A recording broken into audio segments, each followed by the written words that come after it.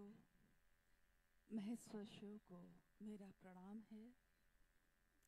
इस कालखंड के प्रथम शिव के शिष्य और हम सबों के परम आदरणीय वरेण्य गुरु भ्राता साहब श्री के चरणों में मेरा प्रणाम है। शक्ति स्वरूपा माँ नीलम आनंद जी के चरणों में मेरा प्रणाम है। और सूरत के इस कीम नामक स्थान पे उपस्थित आप सभी गुरु भाई गुरु बहन के चरणों में मेरा प्रणाम है, जो विभिन्न जगहों से आए हैं।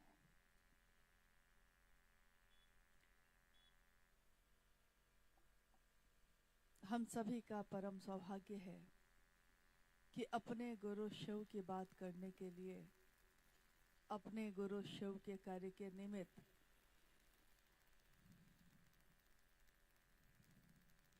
सूरत के इस स्थान पे आप भी आए, हम भी आए। अपने गुरु महादेव अपने साहब दीदी के साथ ही हम भी आए, आप भी आए। इससे पहले हमारा जीवन तो था, हमारे परिवार तो है, लेकिन हमारे और आपके बीच का जो रिश्ता है गुरु भाई और गुरु बहन का, इस रिश्ते को बनाने वाले, इस शिव शिष्यों के परिवार को बनाने वाले साहब और दीदी हर क्षण हर पल हमारे आपके साथ चल रहे हैं। हम ही उनके साथ चल रहे हैं, क्योंकि अभी आपने सुना कि ये आओ चलें शिव की ओर, ये सिर्फ एक वाक्य नहीं है, ये सिर्फ एक शब्द नहीं है। इस शब्द में भाव किसका है, इस शब्द में चलने का आवाहन किसका है। शब्द तो बहुत है दुनिया में, वाक्य बहुत हैं, लेकिन किस शब्द में, किस वाक्य में क्या भाव छुपा है, उसका परिणाम भी उसी पे निर्भर करता है। सन 1974 में जब साहब श्री ने शिव को अपना गुरु बनाया था, उसके 8 वर्षों के बाद जनमानस में, यानी जगत के लोगों के बीच भी उन्होंने इस बात को रखा। 8 वर्षों तक उनको लगता रहा कि बहुत रहस्य की बात है, बहुत छुपी हुई बात है, क्योंकि और किसी को तो पता नहीं होगा, मुझको पता है। जब रखा, लोगों की प्रतिक्रिया ये थी कि हम जानते हैं कि महादेव गुरु हैं। साहब ने उस दिन पूछा लोगों से, आप कैसे जानते हैं? तो वहां मधेपुरा के कुछ लोगों ने उनसे कहा कि हुजूर, ये तो शास्त्रों में लिखा है, ये तो किताबों में लिखा है। साहब को बहुत आश्चर्य हुआ। उनको लगा कि जो चीजें किताबों में लिखी हैं हजारों वर्ष पहले से, वो सचमुच में क्यों नहीं हुआ, घटित क्यों नहीं हुआ, लोगों के जीवन में क्यों नहीं आया। तब उन्होंने पहली बार शास्त्र और ग्रंथ मंगाए और उन सब का अध्ययन किया। शिव को गुरु तो खुद ही मान लिया, लेकिन इसके प्रमाण, क्योंकि दुनिया प्रमाण मांगती है। आप किसी से प्रेम करते हैं, आप किसी की सेवा करते हैं, लेकिन दुनिया उसके लिए भी प्रमाण मांगती है।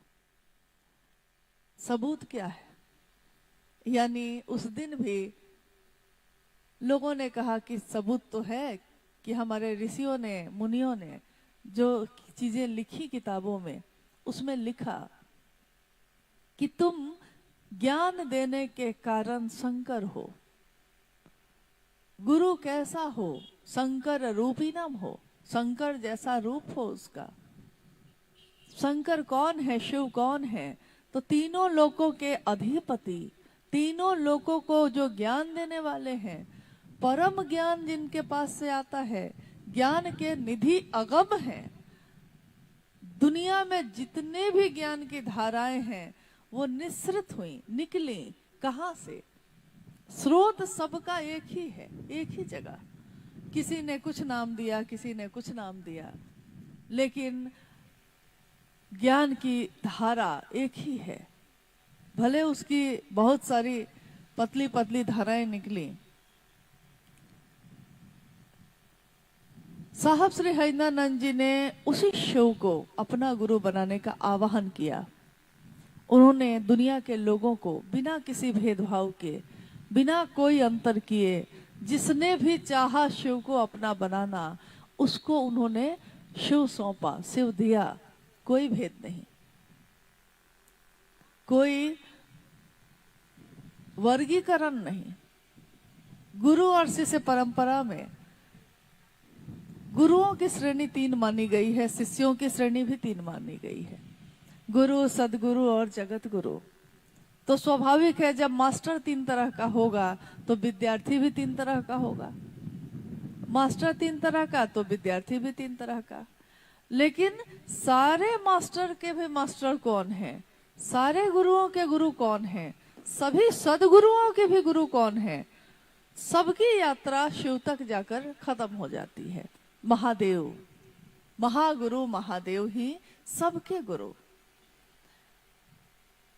अब दुनिया में शिव भगवान हैं, भगवान के रूप में लोगों को दे सकते हैं, ये सब जानते हैं। सबने अलग अलग तरीके से उनकी पूजा की, उपासना, साधना, मंत्रों के जप किए, वरदान भी प्राप्त किए। चाहे वो इंसान हो, चाहे वो राक्षस हो, चाहे वो देवता हो, चाहे वो गंधर्व या किन्नर हो, सबने शिव से जो चाहा, शिव के लिए तपस्या की। शिव ने बिना ये सोचे कि सामने वाला कौन है, उन्होंने सबको समान रूप से वरदान दिया। जिसने जो चाहा, कहा तथास्तु, सबकी मनोकामना पूरी हो। यानी ईश्वर के रूप में वो विवेकपूर्ण दान नहीं देते। ईश्वर के रूप में आपने पुकारा है, आपने श्रम किया, श्रम युक्त भक्ति की, तो महादेव ने आपके मनोकामना पूरी की। लेकिन वही शिव गुरु के रूप में विवेकपूर्ण दान देते हैं। विवेकपूर्ण मतलब ये, जैसे आप अपने बच्चे के हाथ में जलती हुई लकड़ी नहीं देते। बच्चा जिद करता है तो आप दे देते हैं, लेकिन माँ के रूप में आप उसको विवेकपूर्ण चीजें देते हैं। यानी आपको जो पता है कि जिस चीज से उसके हाथ जल जाएंगे, आप नहीं देते। आपको लगता है कि वो खतरे में है, गिर जाएगा गड्ढे में, तो आप उसको बचाते हैं वहां से। गुरु के रूप में शिव विवेकपूर्ण दान देते हैं। शिव के ईश्वर के रूप में दुनिया के लोग उनसे जुड़े रहे, लेकिन गुरु के रूप में, ज्ञानदाता शिव के रूप में वो थे। दुनिया ने उनसे ज्ञान मांगा ही नहीं। यहाँ तक कि बड़े से बड़े भक्त भी, रावण जैसे भक्त ने भी भक्ति की, लेकिन तीनों लोगों का वैभव मांगा, संपत्ति मांगी, उसको संभालने का ज्ञान नहीं मांगा। साहब श्री ने यही कहा कि अगर आपने ज्ञान मांगा होता तो आप वही चीज संभाल सकते थे जो आपके पास है। इसीलिए जगत के ज्ञान को उन्होंने कहा कि जगत का ज्ञान जो है हमारा, आपका, हमारी जो बुद्धि है, वो दिमाग से हम ज्ञान लेते हैं। तो उस ज्ञान को जो दिमाग से, मस्तिष्क से लिया गया है, वो भी चुभता है, और अगर अज्ञान है तो वो भी चुभता है। दोनों कांटे ही हैं, दोनों कांटे चुभते हैं। अगर शिव को चाहते हो, शिव की तरफ चलना चाहते हैं, तो ज्ञान के कांटा से अज्ञान के कांटा को निकाला जाता है, दोनों फेंक दिए जाते हैं। क्योंकि अगर ज्ञान का कांटा भी रह गया तो वो चुभता रहेगा, शिव की तरफ आपको चलने नहीं देगा। कोई रिश्ता ऐसा होता है जिससे आप अपने दिल से जुड़ना चाहते हैं, उस रिश्ते में दिमाग नहीं लगाते आप, और अगर दिमाग का जो रिश्ता है उससे दिल नहीं लगाते।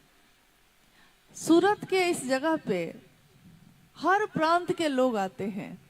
कोई काम करने आता है, कोई व्यापार करने आता है, कोई कुछ कोई कुछ।